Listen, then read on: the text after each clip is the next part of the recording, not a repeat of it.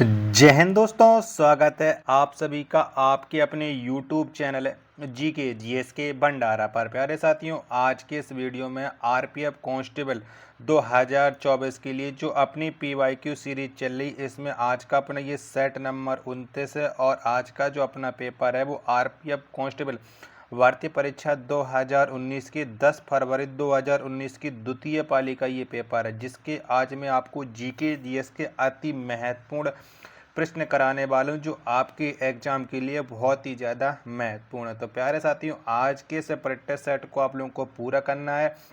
अगर आपको ये पसंद आता है तो वीडियो को अपने दोस्तों के पास ज़्यादा से ज़्यादा शेयर कीजिएगा, जिससे वो भी लोग हमारे साथ जुड़ पाएँ और उन्हें भी अपनी तैयारी का मौका मिल पाए। तो फिर चलिए शुरू करते हैं।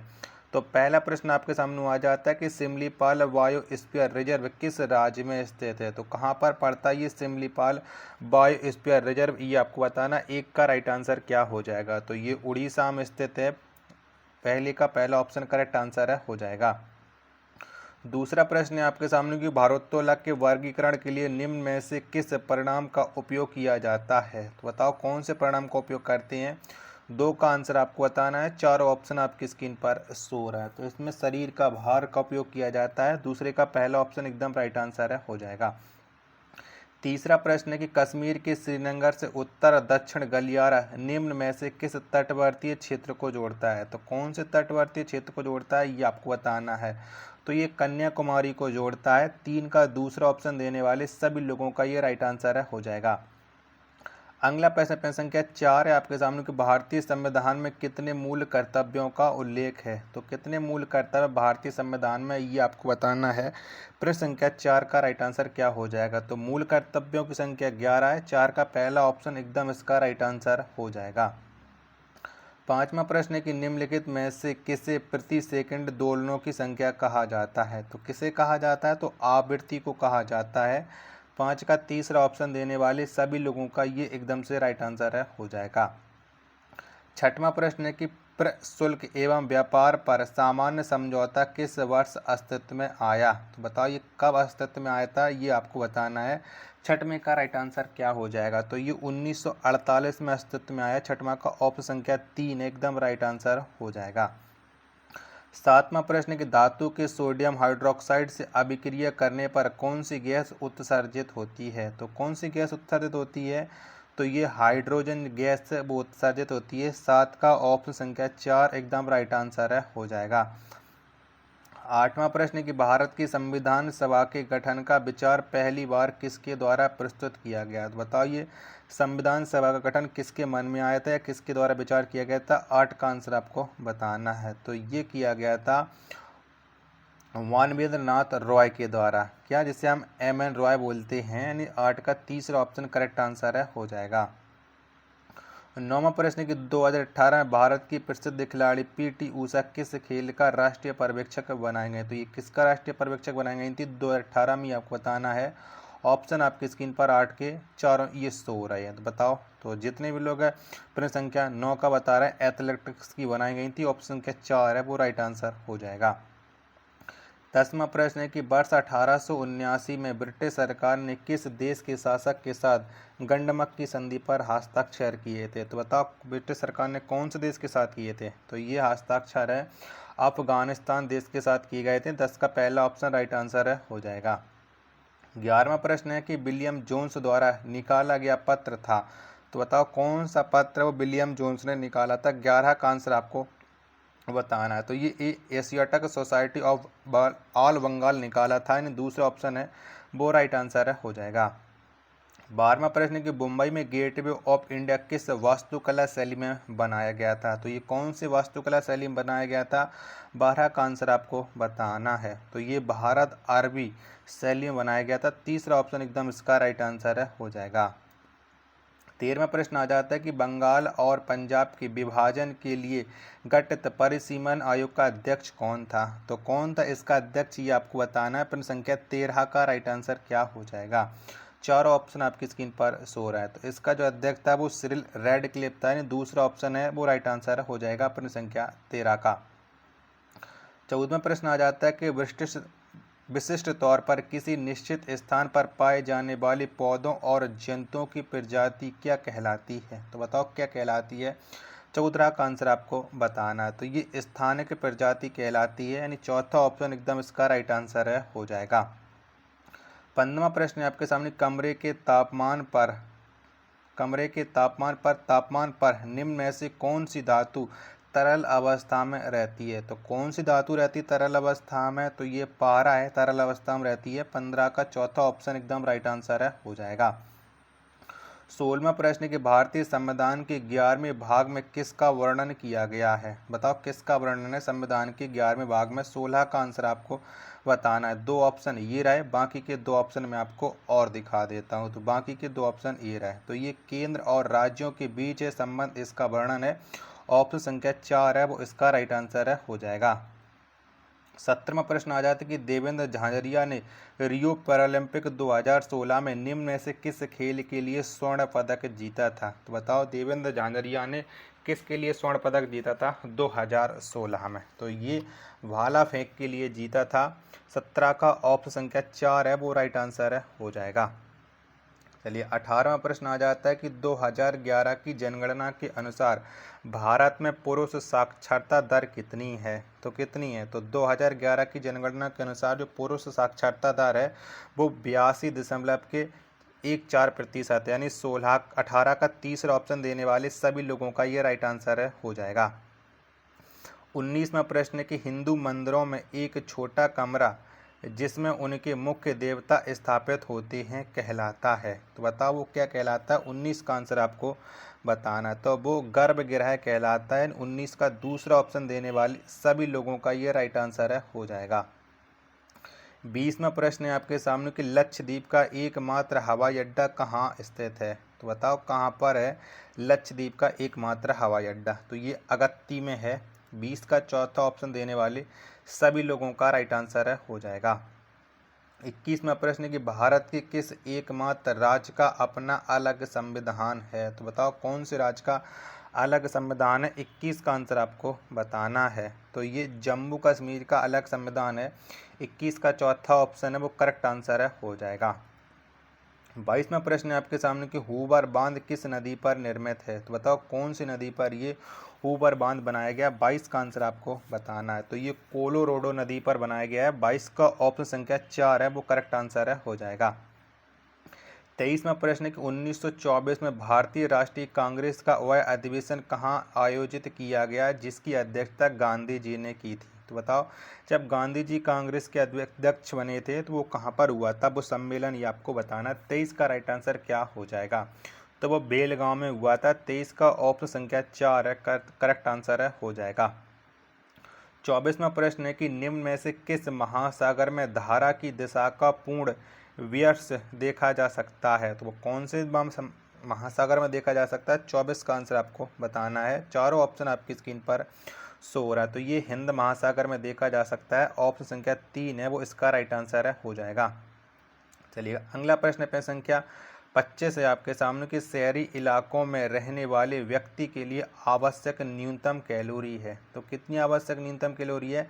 25 का आंसर आपको बताना है। तो ये 2100 कैलोरी है। 25 का ऑप्शन संख्या 4 है वो करेक्ट आंसर है हो जाएगा।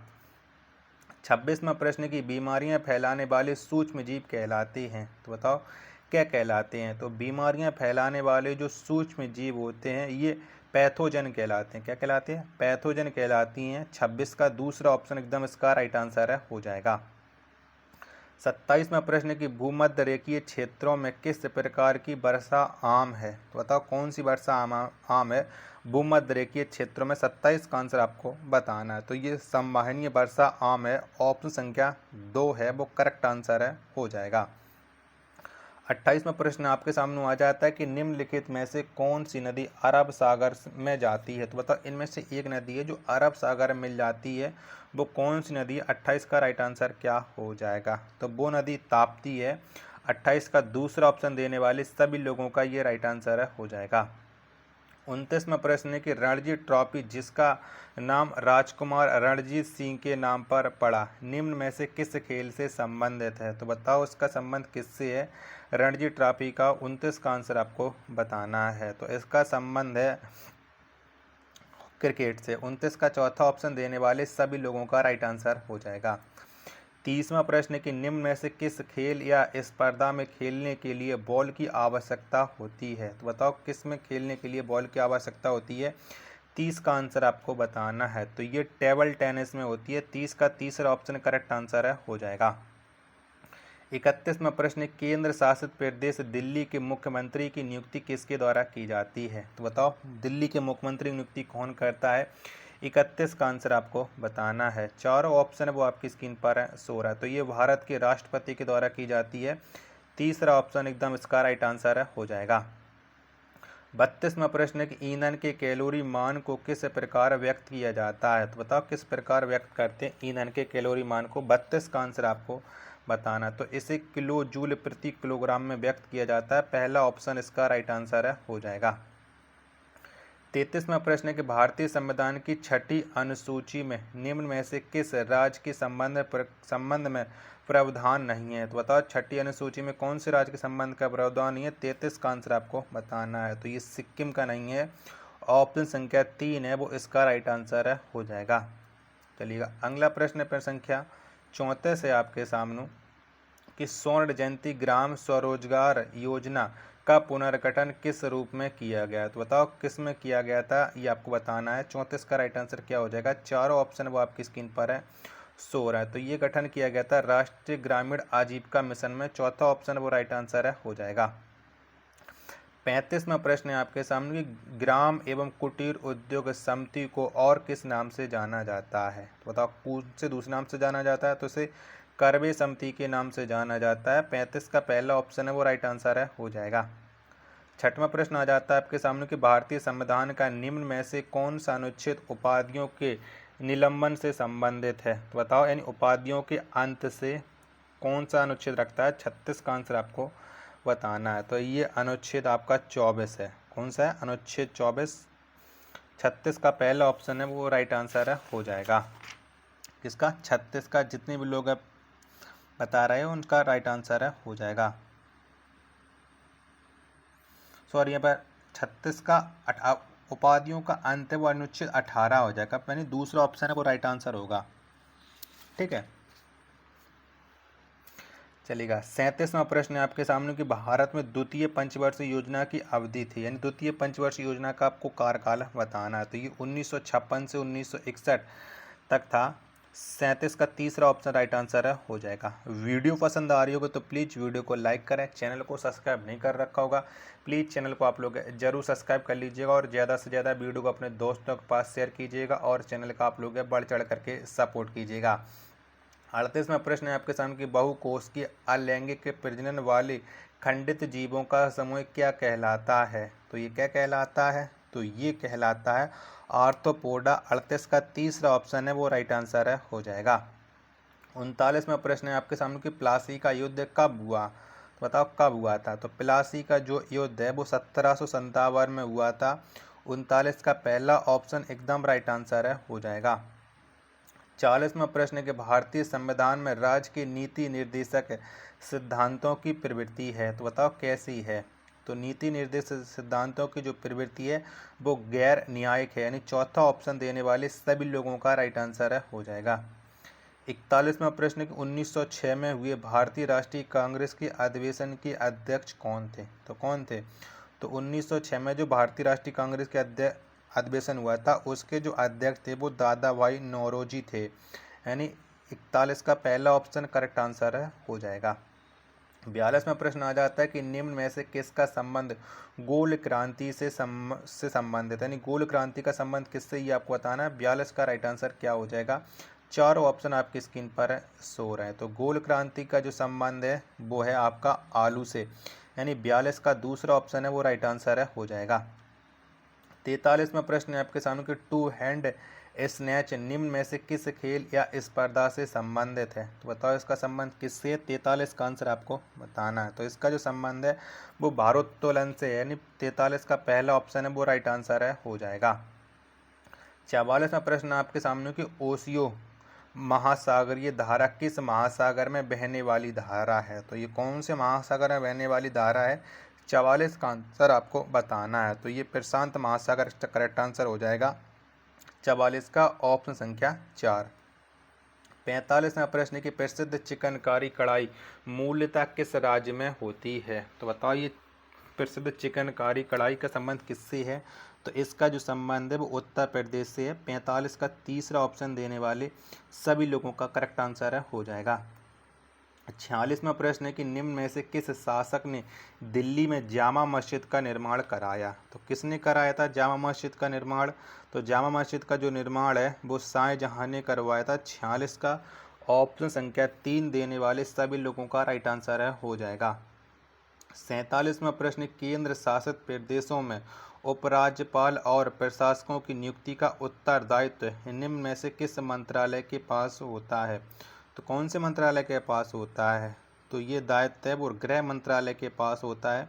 47 का दूसरा ऑप्शन है वो राइट आंसर है हो जाएगा। 48वां प्रश्न है कि दर्पण के समान समतल सतह से परावर्तन क्या कहलाता है? तो ये क्या कहलाता है? 48 का आंसर आपको बताना है। तो ये जो कहलाता है वो नियमित परावर्तन कहलाता है। क्या? नियमित परावर्तन। 48 का दूसरा ऑप्शन है वो राइट आंसर है हो जाएगा। 49वां प्रश्न है आपके सामने कि द्रवों के द्वारा आरोपित घर्षण बल और क्या कहलाता है? तो ये क्या कहलाता है? तो ये जो कहलाता है वो ड्रैग कहलाता है। 49 का तीसरा ऑप्शन है वो राइट आंसर है हो जाएगा।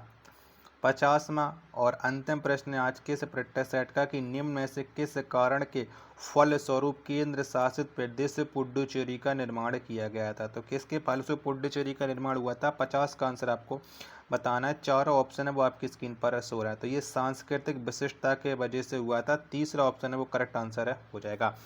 आशा करता हूँ कि आपको ये वीडियो ज़रूर पसंद आई होगी। तो वीडियो को आप अपने दोस्तों के पास ज़्यादा से ज़्यादा शेयर कीजिएगा। मिलते फिर अपने एक और नेक्स्ट प्रैक्टिस सेट के साथ। तब तक के लिए धन्यवाद। जय हिंद, वंदे मातरम।